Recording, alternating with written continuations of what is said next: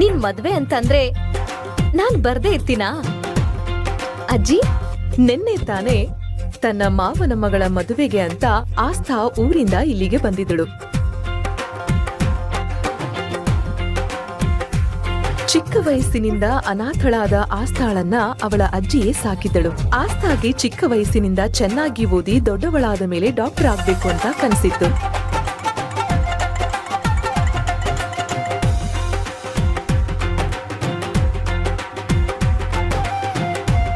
ಆದರೆ ಇದೆಲ್ಲ ಹೇಗಾಯ್ತು? ಮದುವೆಗೆ ಅಂತ ಬಂದವಳೆ ಹೇಗೆ ಮದುಮಗಳಾದಳು? ಬೆಂಗಳೂರಿನ ದೊಡ್ಡ ಪ್ಯಾಲೇಸ್ನಲ್ಲಿ ಮದುವೆಗೆ ಎಲ್ಲಾ ತಯಾರಿ ನಡೆದಿತ್ತು. ಸಾವಿರಾರು ಜನಗಳು, ಕ್ಯಾಮೆರಾಗಳು, ಇಡೀ ಜಾಗ ವೈಭವದಿಂದ ಜಗಜಗಿಸುತ್ತಿತ್ತು. ಇಡೀ ದೇಶದ ಫೇಮಸ್ ಬಿಸಿನೆಸ್ ಮ್ಯಾನ್ ಅರ್ಮಾನ್ ಸಿಂಘಾನಿಯಾರ ಮದುವೆ ಇದಾಗಿತ್ತು. ಮಂಟಪದಲ್ಲಿ ಕುಳಿತಿದ್ದ ವರ ವಧುವಿಗಾಗಿ ಕಾಯದೆ ತನ್ನ ಲ್ಯಾಪ್ಟಾಪ್ ಮತ್ತು ಫೋನ್ನಲ್ಲಿ ಬ್ಯುಸಿಯಾಗಿದ್ದ. ಅಲ್ಲಿ ಬಂದಿದ್ದ ಜನರಿಗೆಲ್ಲ ಒಂದೇ ಅನುಮಾನ ಬಿತ್ತು, ಇಷ್ಟು ದೊಡ್ಡ ಶ್ರೀಮಂತ ಬಿಸಿನೆಸ್ ಮ್ಯಾನ್ ಒಬ್ಬ ಸಾಧಾರಣ ಮಿಡಲ್ ಕ್ಲಾಸ್ ಹುಡುಗಿಯನ್ನ ಏಕೆ ಮದುವೆ ಆಗುತ್ತಿದ್ದಾನೆ ಅಂತ. ಮದುವೆ ಶುಭ ಮುಹೂರ್ತ ಹೋಗುತ್ತಿದೆ, ವಧುವನ್ನ ಕರ್ಸಿ. ಹುಡುಗಿನ ಕರ್ಕೊಂಬನ್ನಿ. ಈಗ್ಲೇ ಕರ್ಕೊಂಬರ್ತೀನಿ. ಬಂದೆ.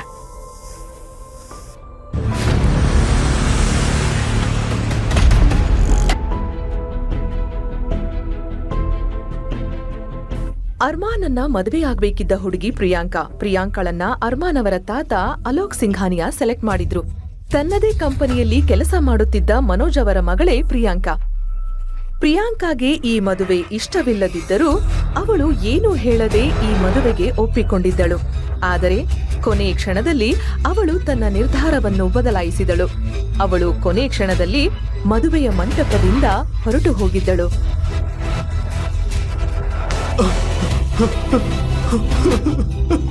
ಪ್ರಿಯಾಂಕಾ, ನೀನ್ ಏನ್ ಮಾಡ್ಬಿಟ್ಟೆ? ಈ ವಿಷಯ ಗೊತ್ತಾಗ್ತಿದ್ದ ಹಾಗೆ ಪ್ರಿಯಾಂಕಳ ಅಪ್ಪ ಅಮ್ಮನಿಗೆ ಆಕಾಶವೇ ತಲೆ ಮೇಲೆ ಬಿದ್ದಂತೆ ಆಯಿತು. ಇನ್ನೊಂದು ಕಡೆ ಅಲೋಕ್ ಸಿಂಘಾನಿಯಾ ಅವರಿಗೆ ಏನೋ ಆಗಿದೆ ಅನ್ನೋ ಸಂದೇಹ ಬಂತು. ಏನಾಗಿದೆ ಅಂತ ನೋಡಲು ಅವರು ರೂಮ್ ಕಡೆಗೆ ಹೋದರು. ಯಾಕೆ ಹುಡುಗಿ ಇನ್ನು ರೆಡಿ ಆಗಿಲ್ವಾ? ಹುಡುಗಿ ರೆಡಿ ಆಗ್ತಾ ಇದ್ದಾಳೆ, ನೀವು ಮುಂದೆ ಹೋಗಿ, ನಾನೊಳ್ಳ ಕರ್ಕೊಂಡ್ ಬರ್ತೀನಿ. ಆದರೆ ಈ ಸುಳ್ಳು ಹೆಚ್ಚು ಹೊತ್ತು ಉಳಿಯಲಿಲ್ಲ. ಅರ್ಮಾನ್ನ ತಾತ ಅವರಿಗೆ ರೂಮಿಂದ ಯಾರೋ ಅಳುತ್ತಿರುವ ಸದ್ದು ಕೇಳಿಸಿತು. ಅವರು ಒಂದೇ ಕ್ಷಣ ಏನೂ ಯೋಚಿಸದೆ ರೂಮ್ ಒಳಗಡೆ ಹೋದರು. ಆ ರೂಮ್ನ ಬೆಡ್ ಮೇಲೆ ಒಬ್ಬ ಸುಂದರ ಹುಡುಗಿ ಅಳುತ್ತಾ ಕೂತಿದ್ದಳು. ಅವಳ ಹೆಸರೇ ಆಸ್ಥಾ. ರೂಮ್ನಲ್ಲಿ ಪ್ರಿಯಾಂಕಾ ಇಲ್ಲದೆ ಇರುವುದನ್ನು ನೋಡಿ ಅವರಿಗೆ ತುಂಬಾ ಕೋಪ ಬಂತು. ಪ್ರಿಯಾಂಕಾ ಎಲ್ಲಿದ್ದಾಳೆ? ಪ್ರಿಯಾಂಕಾ ಓಡಿ ಹೋಗಿದ್ದಾಳೆ ಸರ್, ಮತ್ತು ಈ ಆಸ್ಥಾ ಅವಳಿಗೆ ಓಡಿ ಹೋಗಲು ಸಹಾಯ ಮಾಡಿದಾಳೆ ಅಂತ ನನಗನ್ನಿಸ್ತಾ ಇದೆ. ನಾನು ಏನೂ ಮಾಡಿಲ್ಲ ಅತ್ತೆ, ದಯವಿಟ್ಟು ನನ್ನನ್ನ ನಂಬಿ. ಯಾವುದೇ ಕಾರಣಕ್ಕೂ ಈ ಮದ್ವೆ ನಿಲ್ಬಾರ್ದು. ಮದ್ವೆ ಹುಡುಗಿ ಓಡೋದ್ರೆ ಪರವಾಗಿಲ್ಲ, ಅವಳ ಜಾಗದಲ್ಲಿ ಇನ್ನೊಬ್ಬರನ್ನ ಕೂರಿಸಿ. ಈ ಮದ್ವೆ ಆಗ್ಲೇಬೇಕು, ಇಲ್ಲ ಅಂದ್ರೆ ಅರ್ಮಾನ್ ಕೋಪ ಎಲ್ರಿಗೂ ಗೊತ್ತು. ನಾನು ಕೂಡ ಏನು ಮಾಡಕ್ಕಾಗಲ್ಲ, ಅರ್ಥ ಆಯ್ತಾ?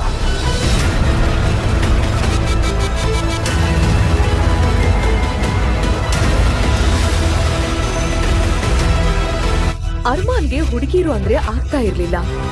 ಅವನ ತಾತ ಹಾರ್ಟ್ ಅಟ್ಯಾಕ್ ನ ನಾಟಕ ಮಾಡಿ ಈ ಮದುವೆಗೆ ಅವನನ್ನ ಒಪ್ಸಿದ್ರು. ಈಗ ಹುಡುಗಿ ಓಡಿ ಹೋಗಿದ್ದಾಳೆ ಅಂತ ಗೊತ್ತಾದ್ರೆ ಅರ್ಮಾನ್ ಯಾವತ್ತೂ ಮದುವೆ ಆಗಲ್ಲ ಅನ್ನೋದು ನಿಶ್ಚಯವಾಗಿತ್ತು. ಪ್ರಿಯಾಂಕಾ ತಾಯಿ ಎಲ್ಲಾ ಆರೋಪವನ್ನು ಆಸ್ಥಾ ಮೇಲೆ ಹಾಕುತ್ತಾ ಹೀಗೆಂದಳು, ಇದೆಲ್ಲ ಆಗೋದಕ್ಕೆ ನೀನೇ ಕಾರಣ. ಇದಕ್ಕೆ ಪನಿಷ್ಮೆಂಟ್ ಸಹ ನಿನಗೆ ಸಿಗ್ಬೇಕು. ಈ ಮದುವೆ ನಿಲ್ಲಲ್ಲ. ಈ ಮದುವೆಯ ಮದುಮಗಳು ನೀನೇ, ಗೊತ್ತಾಯ್ತಾ? ಆಸ್ಥಾಳ ಕಣ್ಣಲ್ಲಿ ಭಯ ಇತ್ತು. ಅವಳು ಅಳುತ್ತಾ ಕೇಳಿದ್ಲು, ನನಗೆ ಮದುವೆ ಬೇಡ ಅತ್ತೆ, ಪ್ಲೀಸ್ ನನ್ನನ್ನ ನನ್ನ ಅಜ್ಜಿ ಹತ್ರ ಹೋಗೋದಕ್ ಬಿಡಿ ಪ್ಲೀಸ್. ಪ್ರಿಯಾಂಕಾ ಅಕ್ಕ ಹೇಳ್ತಾ ಇದ್ಲು, ಅವಳು ಬಾಯ್ ಮುಚ್ಚು, ಒಂದು ಮಾತು ಸಹ ಆಡ್ಬೇಡ, ನಾನು ಹೇಳಿದ ಹಾಗೆ ನೀನ್ ಮಾಡ್ಬೇಕು. ಆಸ್ಥಾ ಅತ್ತಳು ಕಿರ್ಚಿದ್ಲು, ಆದ್ರೆ ಯಾರು ಸಹ ಅವಳ ಮಾತನ್ನ ಕೇಳಲಿಲ್ಲ. ಆ ಕ್ಷಣದಲ್ಲಿ ಅದು ಒಬ್ಬ ಹುಡುಗಿಯ ಜೀವನ ಆಗಿರಲಿಲ್ಲ, ಅದು ಸಿಂಘಾನಿಯಾ ಎಂಪೈರ್ ನ ಕಳಂಕರಹಿತ ಗೌರವದ ಬಗ್ಗೆ ಆಸ್ಥಾ, ನೀನ್ ಈ ಮದ್ವೆ ಮಾಡ್ಕೊಳ್ಳೇಬೇಕು. ಇಲ್ಲದಿದ್ರೆ ಅರ್ಮಾನ್ ಸಿಂಘಾನಿಯಾ ನಮ್ಮನ್ನೆಲ್ಲ ಕೊಂದೇ ಬಿಡ್ತಾನೆ. ಆ ಮನುಷ್ಯ ಎಷ್ಟು ಅಪಾಯಕಾರಿ ಅನ್ನೋದು ನಿಂಗೆ ಗೊತ್ತಿಲ್ಲ. ತಪ್ಪಿಸಿಕೊಳ್ಳಲು ಯಾವುದೇ ದಾರಿ ಉಳಿಯದ ಕಾರಣ ಆಸ್ಥಾಳನ್ನು ಬೇಗ ಭಾರವಾದ ವಧುವಿನ ಉಡುಪಿನಲ್ಲಿ ಸಿದ್ಧಪಡಿಸಲಾಯಿತು. ಅವಳ ಮುಖವನ್ನು ಮುಚ್ಚಲು ಉದ್ದವಾದ ಪರದೆಯನ್ನು ಹಾಕಲಾಯಿತು.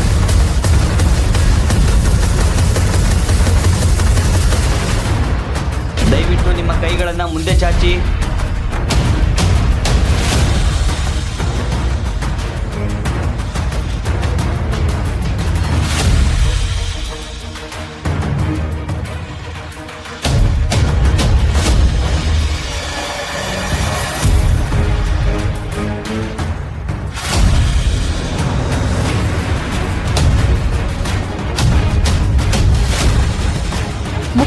ಸಂಪೂರ್ಣವಾಗಿ ಮುಚ್ಚಿದ್ದರಿಂದ ಅರ್ಮಾನ್ಗೆ ಹುಡುಗಿ ಬದಲಾಗಿದ್ದಾಳೆ ಎಂಬ ವಿಷಯ ತಿಳಿಯಲೇ ಇಲ್ಲ. ಅವನು ಬೇಗ ಬೇಗ ಮದುವೆಯ ಎಲ್ಲಾ ಶಾಸ್ತ್ರಗಳನ್ನು ಮುಗಿಸಿದ. ಮದುವೆ ಮುಗಿದ ತಕ್ಷಣ ಮತ್ತೆ ತನ್ನ ಫೋನ್ ಮತ್ತೆ ಕೆಲಸದಲ್ಲಿ ತೊಡಗಿಸಿಕೊಂಡ.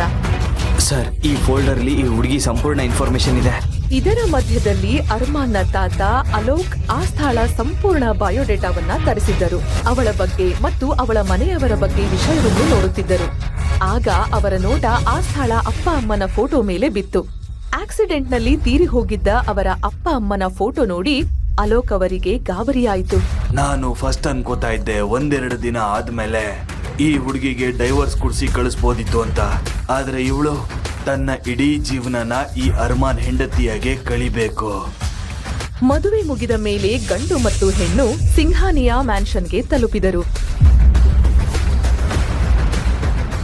ಕಾರ್ ಇಳಿದು ಅರ್ಮಾನ್ ಮನೆ ಒಳಗಡೆ ಹೋಗಲು ಆರಂಭಿಸಿದ. ಅಷ್ಟರಲ್ಲಿ ಅವನ ತಾತ, ಮಗನೇ ಅರ್ಮಾನ್, ಮದುವೆ ಆದ್ಮೇಲೆ ನೀನೊಬ್ನೇ ಮನೆ ಒಳಗಡೆ ಹೋಗ್ಬಾರ್ದು. ನಿನ್ನ ಹೆಂಡತಿಯನ್ನು ಜೊತೆಗೆ ತಗೊಂಡು ಹೋಗ್ಬೇಕು. ಹೋಗಿ ನಿನ್ನ ಹೆಂಡತಿಯನ್ನ ಕರ್ಕೊಂಡ್ ಬಾ. ಚಿಕ್ಕ ವಯಸ್ಸಿನಲ್ಲಿ ತಂದೆ ತಾಯಿಯನ್ನ ಕಳೆದುಕೊಂಡ ನಂತರ ಅರ್ಮಾನ್ ತನ್ನ ಜೀವಕ್ಕಿಂತ ಹೆಚ್ಚು ಪ್ರೀತಿಸಿದ ಏಕೈಕ ವ್ಯಕ್ತಿ ಅಂದರೆ ಅವನ ತಾತ. ಅವರ ಮಾತನ್ನು ಅವನು ಎಂದಿಗೂ ಮೀರುವುದಿಲ್ಲ.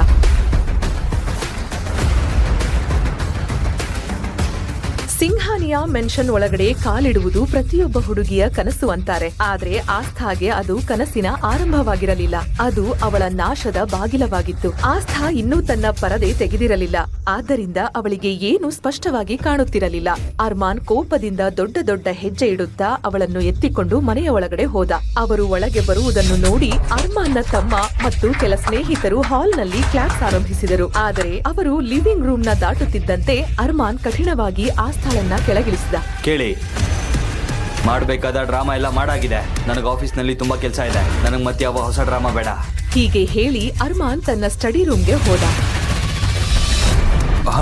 ಎಷ್ಟತ್ತ ಅತಿಗೆ ಬನ್ನಿ, ನಿಮ್ ರೂಮ್ ತೋರಿಸ್ತೀನಿ. ತಾತನ ಸೂಚನೆ ಸಿಕ್ಕ ತಕ್ಷಣ ಅರ್ಮಾನ್ನ ತಮ್ಮ ಆಹಾನ್ ಆಸ್ಥಾಳನ್ನ ಅರ್ಮಾನ್ ರೂಮ್ಗೆ ಕರೆದುಕೊಂಡು ಹೋದ. ಒಳಗ್ ಬನ್ನಿ ಅತ್ಗೆ. ವೆಲ್ಕಮ್. ಇದು ನಿಮ್ಮ ರೂಮ್. ನಿಮಗೆ ಏನಾದರೂ ಬೇಕಾದ್ರೆ ಬೆಲ್ಲೊತ್ತಿ. ನಿಮ್ಮ ಸೇವೆಗೆ ಯಾರಾದರೂ ಬರ್ತಾರೆ. ನೀವು ಆರಾಮಾಗಿರಿ. ಸ್ವಲ್ಪ ಹೊತ್ತಲ್ಲಿ ಮತ್ತೆ ಬರ್ತೀನಿ. ಆಸ್ಥಾ ಒಳಗಡೆ ಬಂದ ತಕ್ಷಣ ಒಮ್ಮೆ ನೆಮ್ಮದಿಯ ಉಸಿರು ಬಿಟ್ಟಳು. ಅವಳು ತನಗೆ ಗೊತ್ತಿಲ್ಲದ ಯಾರದೋ ಮನೆಯಲ್ಲಿ ಒಬ್ಬಳೆ ಮೊದಲನೇ ಬಾರಿ ಇದ್ದದ್ದು. ಬಾಗಿಲನ್ನು ಸ್ವಲ್ಪ ತಳ್ಳಿದಳು. ಅದು ಆಟೋಮ್ಯಾಟಿಕ್ ಎಲೆಕ್ಟ್ರಾನಿಕ್ ಲಾಕ್ ಇರುವ ಡೋರ್ ಆಗಿತ್ತು. ಇದರ ಬಗ್ಗೆ ಇವಳಿಗೆ ಐಡಿಯಾ ಸಹ ಇರಲಿಲ್ಲ. ಮೊದಲ ಬಾರಿ ಅವಳು ತನ್ನ ಪರದೆಯನ್ನು ಸರಿಸಿ ಜೋರಾಗಿ ನಿಟ್ಟುಸಿರನ್ನ ಬಿಟ್ಟಳು. ತುಂಬಾ ಸುಸ್ತಾಗಿದ್ದ ಆಸ್ಥಾ ಒಮ್ಮೆಲೆ ನಿದ್ರೆಗೆ ಜಾರಿದಳು. ತನ್ನ ಕೆಲಸವನ್ನು ಮುಗಿಸಿ ರಾತ್ರಿ 10 ಗಂಟೆಗೆ ಅರ್ಮಾನ್ ರೂಮಿಗೆ ಬಂದ. ಅವನ ಮಂಚದ ಮೇಲೆ ಅವಳು ಪರದೆ ಹಾಕಿಕೊಂಡೇ ಮಲಗಿದ್ದಳು. ಅದನ್ನು ನೋಡಿ ಅರ್ಮಾನ್ ಹೀಗೆಂದ, ಈ ತಾತ ಇದಾರಲ್ಲ, ನನ್ನ ರೂಮ್ಗೆ ಇವಳನ್ನ ಕಳಿಸೋ ಅಗತ್ಯ ಏನಿತ್ತು? ಈ ಮದುವೆ ಹೆಸರಿಗೆ ಮಾತ್ರ. ಈ ಹುಡುಗಿ ಯಾರಾದ್ರೇನು, ನನಗೆ ಅವಶ್ಯಕತೆ ಇಲ್ಲ. ನನ್ನ ಜೀವನದಲ್ಲಿ ಯಾವ ಹುಡುಗಿ ಬರಲು ಸಾಧ್ಯವಿಲ್ಲ. ಅವನು ಕೆಮ್ಮುತ್ತಾ ಆಸ್ಥಾಳನ್ನ ಎಬ್ಬಿಸಲು ಪ್ರಯತ್ನ ಪಟ್ಟ. ಗಾಢ ನಿದ್ದೆಯಲ್ಲಿ ಇದ್ದ ಅವಳಿಗೆ ಎಚ್ಚರವಾಗಲಿಲ್ಲ. ಅದರಿಂದ ಕೋಪಗೊಂಡ ಅರ್ಮಾನ್ ಟೇಬಲ್ ಮೇಲಿದ್ದ ಗ್ಲಾಸ್ ಅನ್ನು ಜೋರಾಗಿ ಒಡೆದು ಹಾಕಿದ. ಕೆಳಗೆ ಬೀಳುತ್ತಿದ್ದ ಹಾಗೆ ಆ ಗ್ಲಾಸ್ ಜೋರಾಗಿ ಶಬ್ದ ಮಾಡಿ ಒಡೆದು ಹೋಯಿತು. ಆದರೂ ಸಹ ಅವಳು ಎದ್ದೇಳಲೇ ಇಲ್ಲ. ನಾನು ಇವಳ ಯಾಕೆ ಇಷ್ಟು ಸಾಫ್ಟ್ ಆಗಿ ಎಬ್ಬಿಸ್ಬೇಕು? ಇದನ್ನು ನೋಡಿ ಅವನಿಗೆ ತುಂಬಾ ಸಿಟ್ಟು ಬಂತು. ಅರ್ಮಾನ್ ತನ್ನ ಜೇಬಿನಿಂದ ಒಂದು ಗನ್ನನ್ನು ಹೊರತೆಗೆದ. ಅದನ್ನು ಆಸ್ಥಾ ಮಲಗಿದ್ದ ಬೆಡ್ ಪಕ್ಕಕ್ಕೆ ಗುರಿ ಇಟ್ಟ. ಗುಂಡಿನ ಶಬ್ದ ಕೇಳ್ತಿದ್ದ ಹಾಗೆ ಆಸ್ಥಾ ತುಂಬಾ ಭಯಪಟ್ಟು ಎದ್ದು ಕೂತಳು. ಗನ್ ಫೈರ್ ಆದ ಸೌಂಡ್ ಅನ್ನ ಕೇಳಿ ಅರ್ಮಾನ್ನ ತಾತ ಮತ್ತು ಅವನ ತಮ್ಮ ಅಲ್ಲಿಗೆ ಓಡಿ ಬಂದರು. ನೀನ್ ಏನ್ ಮಾಡ್ತಾ ಇದೀಯ ಅರ್ಮಾನ್? ಈ ಹುಡುಗಿಗೆ ಯಾಕೆ ಇಷ್ಟೊಂದು ಭಯ ಪಡಿಸ್ತೀಯ? ನೀವು ಹೇಳಿದ್ರಿ ಅಂತ ನಾನು ಈ ಮದ್ವೆ ಆದೆ ಅಷ್ಟೇ. ಅದ್ರ ಅರ್ಥ ನಾನು ಈ ಮದ್ವೆನ ನಿಭಾಯಿಸ್ತೀನಿ ಅಂತಲ್ಲ. ನಾನು ಆ ಗುಂಡನ್ನ ಅವಳ ಪಕ್ಕದಲ್ಲಿ ಹಾರಿಸಿದೀನಿ ಅಂತ ಖುಷಿ ಪಡಿ. ಅರ್ಮಾನ್ನ ಮಾತು ಎಲ್ಲರ ಕಿವಿಗೆ ತಲುಪುತ್ತಿದ್ದ ಹಾಗೆ ರೂಮ್ನ ವಾತಾವರಣ ಮೌನವಾಗಿ ಬಿಟ್ಟಿತ್ತು. ಅರ್ಮಾನಣ್ಣ, ಇದು ಸರಿಯಲ್ಲ. ನೀವು ಅತ್ಕೆನ ಯಾಕೆ ಭಯ ಪಡ್ತಿದ್ದೀರಾ? ನಿನಗೆ ಅವಳು ಅತ್ಕೆ ಅಂತ ಯಾರು ಹೇಳಿದ್ದು? ಅವಳು ನಿನ್ನ ಅತ್ಕೆ ಅಲ್ಲ. ಹಾ ತಾತ. ಸೊಸೆನ ಗೆಸ್ಟ್ ರೂಮ್ ಕರ್ಕೊಂಡು ಹೋಗು. ಹಾ ತಾತ. ಮಗಳೇ, ನಿನ್ ಸಾಮಾನುಗಳನ್ನ ಅಲ್ಲಿಗೆ ಕಳಿಸ್ತೀನಿ. ದಯವಿಟ್ಟು ನನ್ನ ಜೊತೆ ಬನ್ನಿ.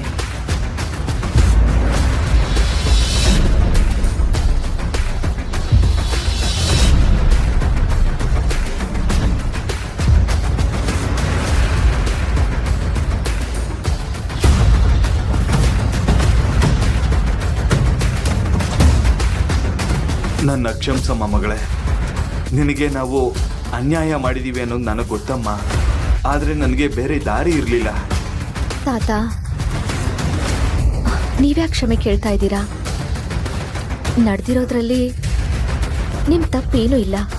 ಅಷ್ಟ ಕೇಳು ಮಗಳೇ, ನೀನೇನಾದರೂ ನಮ್ಮ ಅರ್ಮಾನ್ನ ಬದಲಾಯಿಸಿದ್ರೆ ನೀನ್ ಡಾಕ್ಟರ್ ಆಗುವ ಕನಸನ್ನ ನಾನು ಈಡೇರಿಸ್ತೀನಿ. ನನ್ನ ಮಾತು ನಂಬು, ನಾನು ಪ್ರಾಮಿಸ್ ಮಾಡ್ತಾ ಇದ್ದೀನಿ. ಇದನ್ನು ಕೇಳುತ್ತಿದ್ದಂತೆಯೇ ಆಸ್ಥಾಳ ಮನಸ್ಸಿನಲ್ಲಿ ಮತ್ತೆ ಆಸೆ ಹುಟ್ಟಿತು. ನನಗೆ ನಿನ್ ಮೇಲೆ ಸಂಪೂರ್ಣ ನಂಬಿಕೆ ಇದೆ. ನೀನು ಈ ಕೆಲಸ ಮಾಡೇ ಮಾಡ್ತೀಯ. ನಾನು ನಿನ್ನ ಸೂಟ್ ಕೇಸ್ಗಳನ್ನು ಇಲ್ಲಿಗೆ ಕಳಿಸ್ಕೊಡ್ತೀನಿ. ನೀನು ಡ್ರೆಸ್ ಚೇಂಜ್ ಮಾಡಿ ಚೆನ್ನಾಗಿ ರೆಸ್ಟ್ ಮಾಡಿ ನೀನು ಇಲ್ಲೇ ಮಲ್ಕೋ. ನಾಳೆ ಅರ್ಮಾನ್ ಬಿಸ್ನೆಸ್ ಡೀಲ್ಗಾಗಿ ಹೋಗಬೇಕಾಗಿದೆ.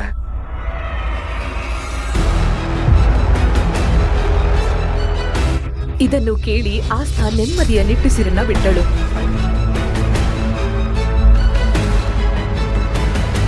ಮರುದಿನ ಬೆಳಗ್ಗೆ ಎದ್ದು ಅವಳು ಕಿಟಕಿಯಿಂದ ಹೊರಗಡೆ ನೋಡಿದಳು.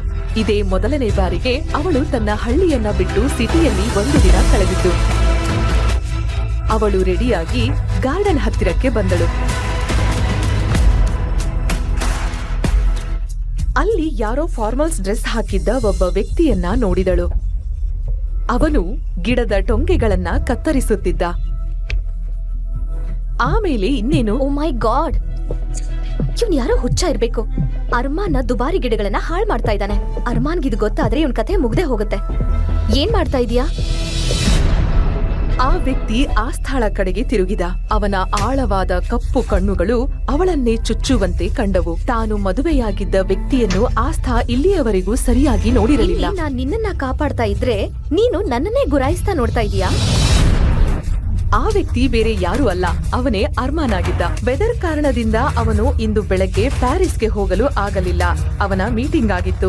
ಅರ್ಮಾನ್ಗೆ ಅವನ ಕೆಲಸದ ಹೊರತು ಅವನಿಗೆ ಇದ್ದ ಒಂದೇ ಒಂದು ಹಾಬಿ ಅಂದ್ರೆ ಅದು ಗಾರ್ಡನಿಂಗ್. ಪ್ಲಾಂಟ್ಸ್ ಅಂದ್ರೆ ಅವನಿಗೆ ತುಂಬಾ ಇಷ್ಟ.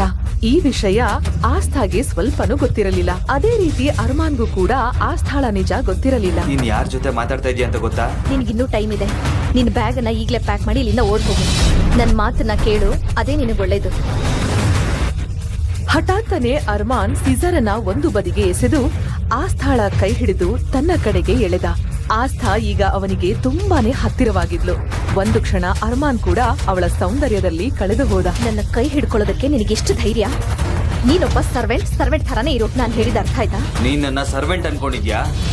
ನಾನು ಯಾರು ಅಂತ ನಿನಗೆ ಗೊತ್ತಿಲ್ಲ. ಇಲ್ಲಿ ನೋಡಿ, ಒಳ್ಳೆಯವ್ರಿಗೆ ಕಾಲಾನೇ ಇಲ್ಲ. ನಾನ್ ನಿನ್ನ ಗನ್ ಮಾನ್ಸ್ಟರ್ ಇಂದ ಕಾಪಾಡೋ ಪ್ರಯತ್ನ ಪಡ್ತಿದ್ರೆ ನೀನ್ ನನ್ ಮೇಲೆನೆ ಆವಾಜ್ ಆಗ್ತಿದ್ಯಾ ಗಮಂಡಿ? ಗಮಂಡಿ ಅಂದ್ರೇನು? ಅಯ್ಯೋ ದೇವ್ರೆ, ಈ ಮನೇಲಿ ಎಲ್ಲರೂ ಆ ಮಾನ್ಸ್ಟರ್ ಥರಾನೇ ಆಡ್ತಾರಲ್ಲ. ಗಮಂಡಿ ಅಂತಂದ್ರೆ ರೋಪ್ ಹಾಕೋದು. ನಾನ್ ನಿನ್ನ ಉಳಿಸೋಕ್ ಪ್ರಯತ್ನ ಪಡ್ತಾ ಇದ್ದೀನಿ, ನೀನ್ ನೋಡಿದ್ರೆ ಹೀಗಾಡ್ತಿದ್ಯಲ್ಲ. ಇದನ್ನ ಕೇಳಿ ಅರ್ಮಾನ್ ಕಣ್ಣು ಮಿಟುಕಿಸದೆ ಆಸ್ಥಾಳನ್ನೇ ನೋಡ್ತಾ ಇದ್ದ. ಈಗ ಸಂಪೂರ್ಣ ಕಥೆಯನ್ನು ಈಗಲೇ ಕೇಳಲು ಡಿಸ್ಕ್ರಿಪ್ಷನ್ ನಲ್ಲಿ ಕೊಟ್ಟಿರುವ ಲಿಂಕ್ ಮೇಲೆ ಕ್ಲಿಕ್ ಮಾಡಿ ಪಾಕೆಟ್ FM ಆಪ್ ನ ಡೌನ್ಲೋಡ್ ಮಾಡಿ.